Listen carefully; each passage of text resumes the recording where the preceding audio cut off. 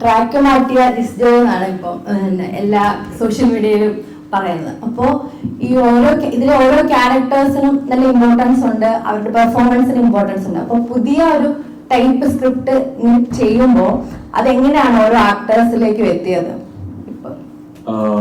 ആക്ടേഴ്സിലേക്ക് എത്തിയെന്ന് പറയുമ്പോൾ ഈ പറയുന്ന പോലെ ചെറിയ ക്യാരക്ടേഴ്സ് ആണെങ്കിലും അറിയപ്പെടുന്ന ആൾക്കാരാണ്. എനിക്ക് അതിൽ നിർബന്ധം ഉണ്ടായിരുന്നു, ഈ സിനിമയിൽ അങ്ങനെ വേണമെന്ന്. എല്ലാ സിനിമ അങ്ങനെ വേണം നിർബന്ധമില്ല കേട്ടോ, പക്ഷെ ഇതിൽ അങ്ങനെ വേണമെന്ന് എനിക്ക് നിർബന്ധം ഉണ്ടായിരുന്നു. പിന്നെ ഇതിന്റെ ഈ ഇനീഷ്യൽ ഡിസ്കഷനിൽ എന്റെ ക്യാമറാമാൻ ശരൺ വേലായുധനും ഞാനും കൂടെ ഒരു 2 ദിവസത്തെ ഒരു സെറ്റിംഗ് ഉണ്ടായിരുന്നു. അത് എന്റെ വീട്ടില്, എന്റെ ഫ്ലാറ്റില്. അപ്പൊ ആ സെറ്റിംഗിലാണ് ഞങ്ങൾ ഇതിന്റെ കളർ, ഏതെല്ലാം കളേഴ്സ് ഉപയോഗിക്കണം, ഏതെല്ലാം കളേഴ്സ് ഉപയോഗിക്കരുത് എന്നുള്ളൊരു ഡിസിഷൻ എത്തുന്നത്.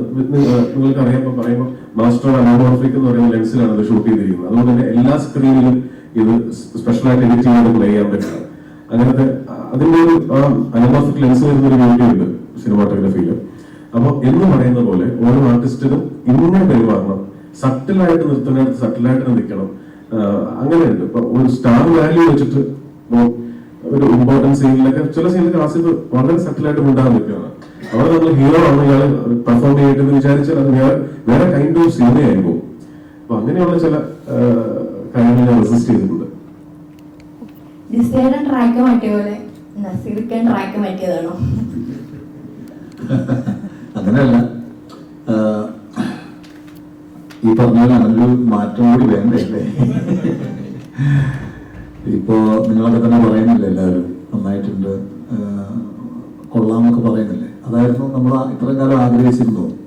ഇപ്പൊ ഞങ്ങൾ ഇന്നലെ ഒരു കാര്യം ഞാൻ സംസാരിച്ചപ്പോൾ ഞാൻ പറഞ്ഞു, മിമിക്രിയിൽ ഞാനൊരു കുറെ താരങ്ങളെ അനുകരിച്ചിട്ടുണ്ട്, രാഷ്ട്രീയക്കാരെയൊക്കെ അനുകരിച്ചിട്ടുണ്ട്. ഇപ്പോൾ ഏതെങ്കിലും ഒരു നടനെ ഞാൻ അനുകരിക്കുന്നത് പോലെ, അല്ലെങ്കിൽ ഈ 14,000-5,000 പേര് അനുകരിക്കുന്നത് ചിലപ്പോൾ ആ നടനെ ആയിരിക്കും, ആ നടൻ ചെയ്ത് ഹിറ്റാക്കിയ ഏതൊരു കഥാപാത്രത്തെ ആയിരിക്കും. നമ്മളെന്തൊക്കെ ചെയ്താലും അത് ആ നടൻ അവകാശപ്പെടുന്നതാണ്. പക്ഷെ സിനിമയിൽ നമ്മളൊരു കഥാപാത്രം ചെയ്ത് വിജയിച്ചാൽ അത് നമുക്ക് മാത്രം അവകാശപ്പെട്ടതാണ്. അതിന്റെ ഒരു സന്തോഷം.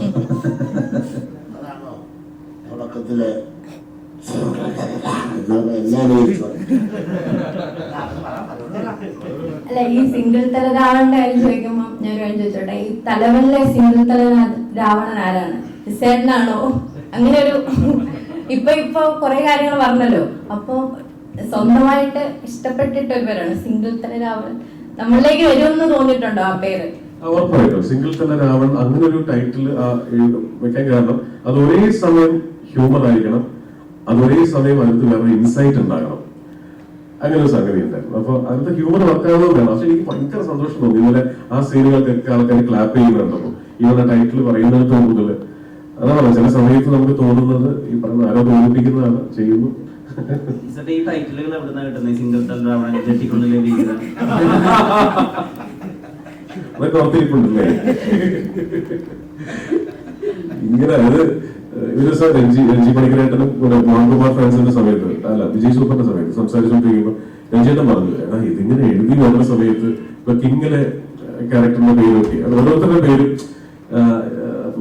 പറയാം, എഴുതി വരുമ്പോ അതിനെ കുറിച്ചൊന്നും ആലോചിച്ചിട്ടില്ല, ഡെലിബറേറ്റ്ലി ഒന്നും ചെയ്തിട്ടില്ല. എഴുതി വരുമ്പോൾ ഒരു ഒഴുക്കിനങ്ങ് വരുന്നതാണ്. അത് ശരിയാ, ഞാനിപ്പോ എങ്ങനെയാണ് ആ പേര് കിട്ടിയത് എനിക്കെന്ന് അറിയില്ല. സിംഗിൾ തല രാമൻ.